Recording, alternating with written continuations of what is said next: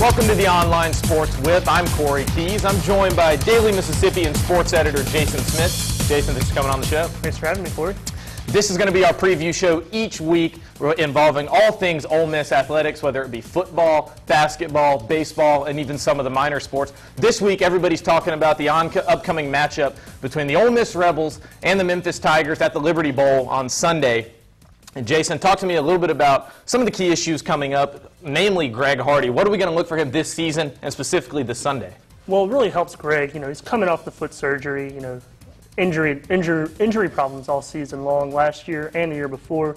And it helps that we have such great depth on the defensive line. You got Marcus Tillman helping him out, Kentrell Lockett, who's actually going to be a slimmed-down Gerald Poe as well. A slimmed-down Gerald Poe, definitely. And then you got All-SEC Lawan Scott, who nobody seems to be talking about lately, coupled with Ted Laurent as well. Absolutely. And speaking of, now that this game's in Memphis this year, and this is the last game of the contract of the Memphis scheduling conflict and how this is going to work out in the future, so this could be the last time for the foreseeable future that Ole Miss takes on Memphis. What do you expect from Memphis this season?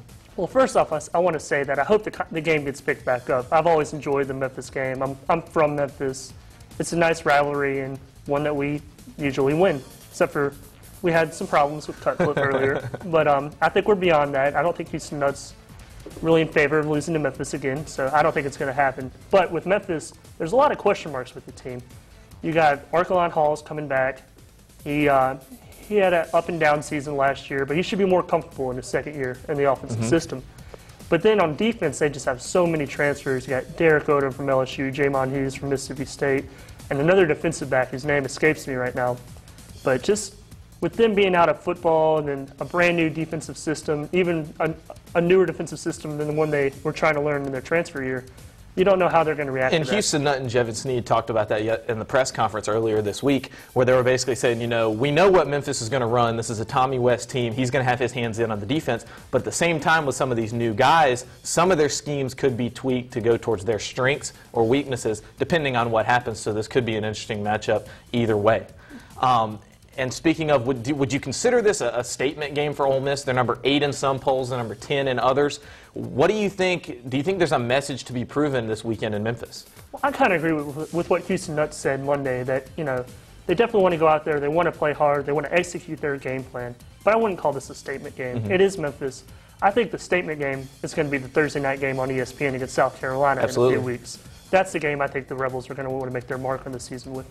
And do you think there will be any depth concerns this weekend that people are talking about for the entire season, namely at the offensive line? Do you think that could come into play against Memphis? Well, I certainly hope not, but there are definitely depth concerns, maybe down the road. I feel pretty confident in the starting secondary, but with Tig Barksdale not being on campus and Jamar Hornsby's dismissal, you got to question safety. Derek Herman and Fawn Ingram are waiting in the wings, but they don't have much game time experience, and no one really knows how they'll translate. And then you have solid cornerbacks with Marshae Green and Cassius Vaughn, but then once again, there's not much proven depth behind there. So you got to hope that no one gets injured there. And then along the offensive line, there's Bobby Massey, question marks with him and if he's ready to play, and everybody else has been proven. So you hope they can stay healthy and depth doesn't become a concern. And that's something that Ole Miss didn't really have to deal with last year, was injuries. And you never know what's going to happen from any game. So we hope that the Rebels can stay lucky this season again and possibly avoid as many key injuries as they possibly can. But besides the obvious Ole Miss-Memphis matchup this weekend, what's one other game in the SEC that you're looking forward to this weekend? I'm really looking forward to Alabama-Virginia Tech. I think Alabama comes away with the win in the game. But I want to see how Greg McElroy does at quarterback. Alabama feels confident in him, and he's been in the system a couple of years. He should be ready. But for a first-year starting quarterback in the SEC, you just never know what's going to happen. Jevin Sneed last year, he got off to a really rocky start before he finally found his groove around Arkansas, LSU games. And so I want to see how that ships out. And then, of course, the Alabama defense is going to be fun to watch this year with their speed and depth. Absolutely. And if there's one game for me, it's going to be Georgia at Oklahoma State in Stillwater. Georgia's going to have a decent defense, and that's something that people have criticized the Big 12 about not having a good enough defense. But Oklahoma State does have Des Bryant, arguably the best receiver in all the land, as well as Zach Robinson at quarterback. Georgia's got to break in Joe Cox and whoever's going to run the ball in the backfield this season for the Bulldogs or have to replace Noshawn Moreno. So we'll see what they do offensively. and see it's really up to Georgia this weekend. I agree. Because offensively, something brand new, and then they've got to stop the explosive offense that is the Oklahoma State Cowboys, and Mike Gundy's crew will be ready to roll.